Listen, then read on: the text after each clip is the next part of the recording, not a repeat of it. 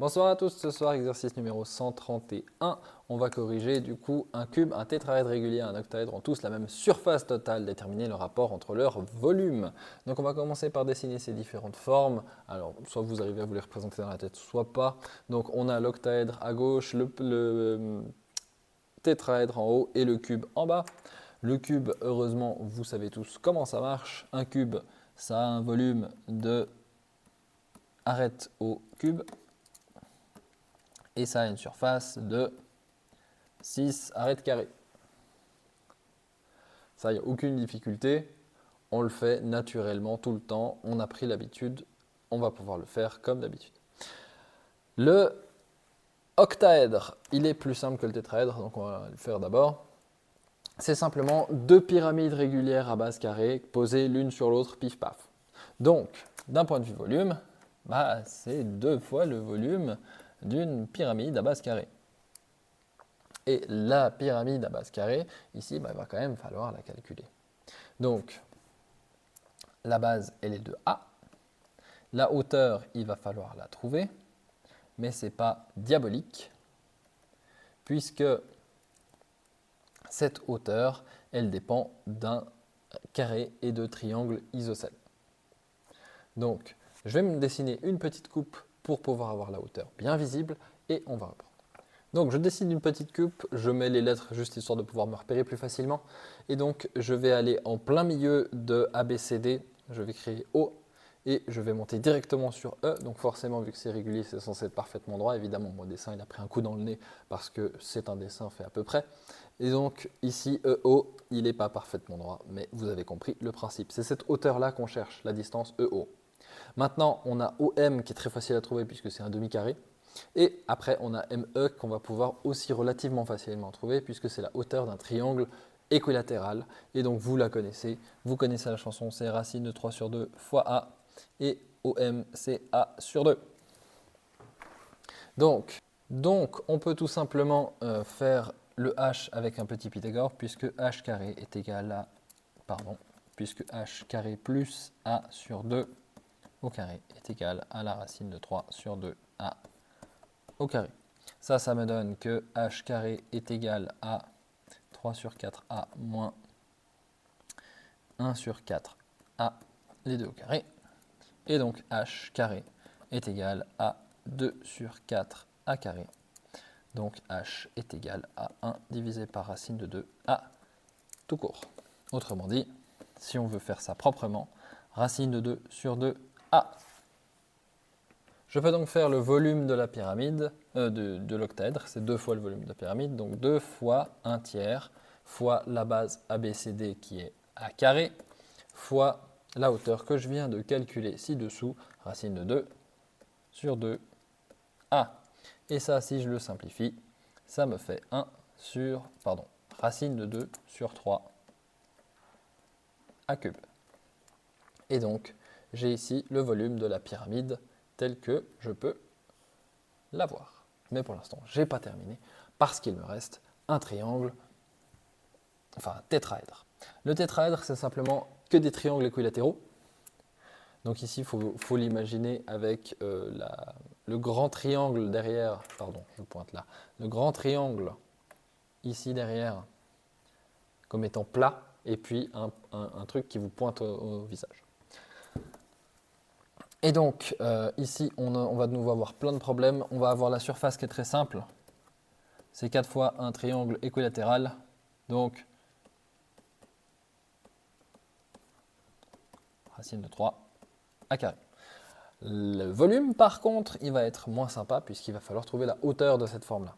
C'est une bête pyramide à base triangulaire. Donc, on va pouvoir avoir l'aire de la base très simplement.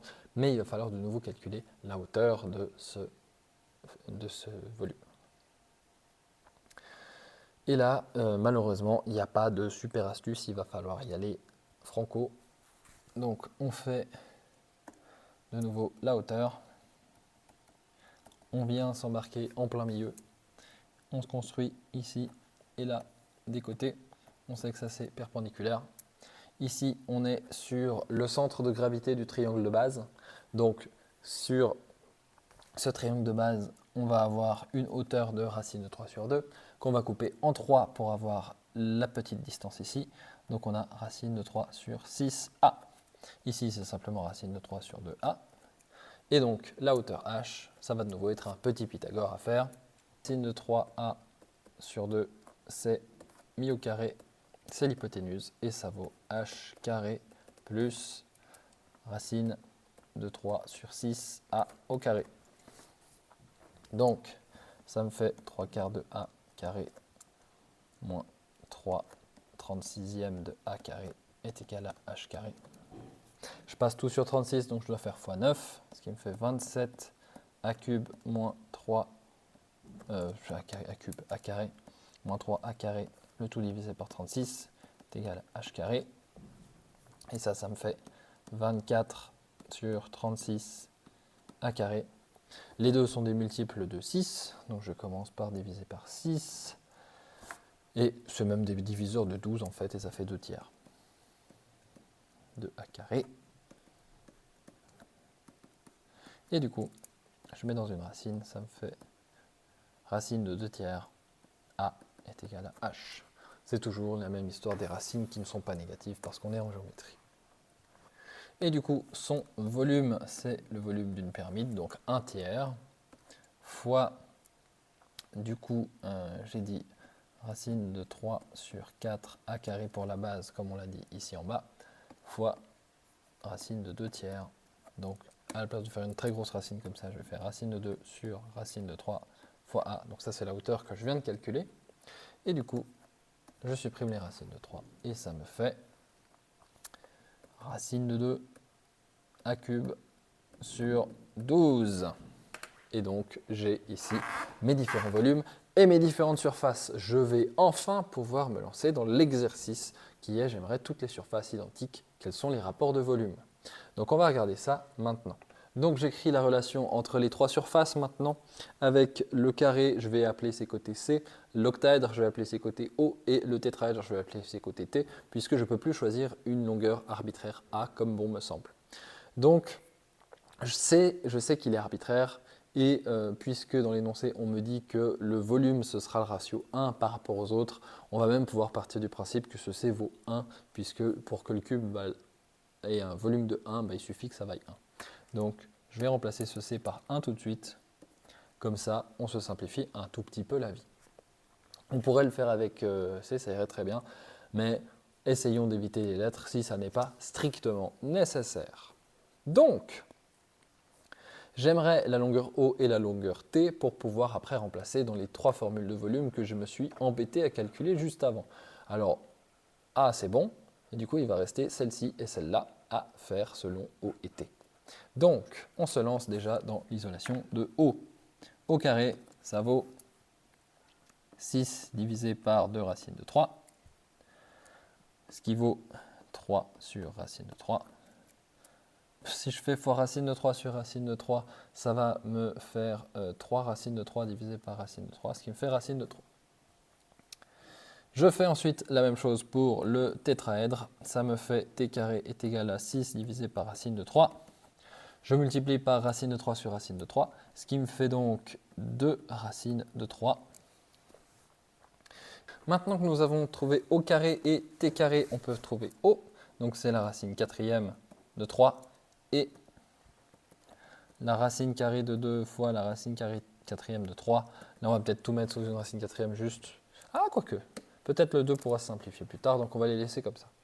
Maintenant que j'ai trouvé la longueur O, je peux trouver le volume de l'octaèdre. Donc c'est la formule que j'ai là en haut avec racine de 2 sur 3 a cube.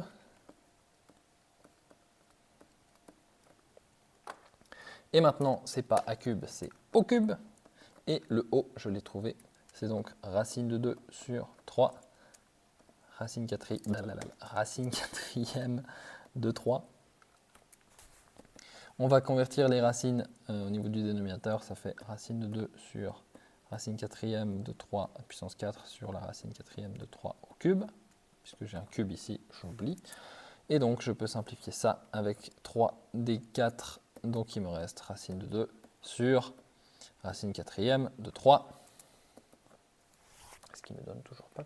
Ce qui fait, si on fait tout correctement, On peut aussi passer ça en racine quatrième, ce qui me fait une grosse racine quatrième de 4 tiers.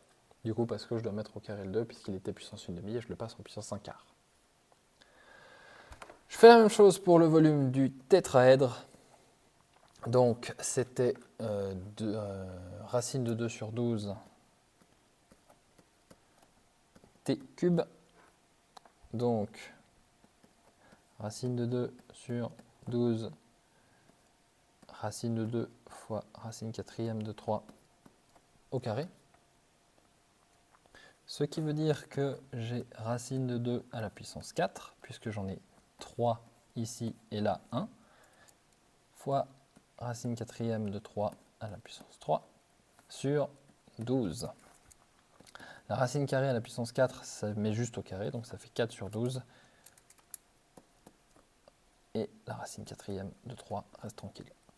Et du coup, 4 et 12, ça simplifie pour me laisser 1 tiers de la racine quatrième de 3. Je remets tout sous des racines quatrièmes. Ça me fait 3 à la puissance 3 sur 3 à la puissance 4, ce qui me laisse une grosse racine de 1 tiers.